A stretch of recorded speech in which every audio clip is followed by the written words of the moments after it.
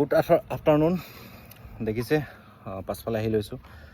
আৰু ইয়াতে নেটৱৰ্কটো কিন্তু বহুত প্ৰব্লেম দি আছে সেইকাৰণে ভিডিঅ' এতিয়া যদি দিওঁ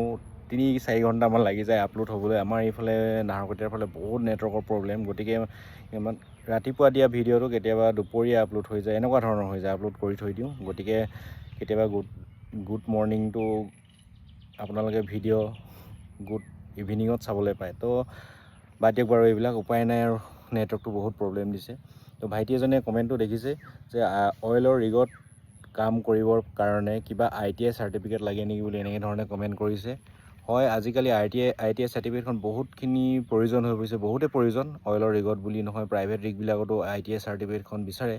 গতিকে আপুনি যদি ITI চাৰ্টিফিকেট মানে ITI কৰি থৈছে যি মেকানিক হওক ইলেক্ট্ৰিচিয়ান হওক তো আপোনালোকে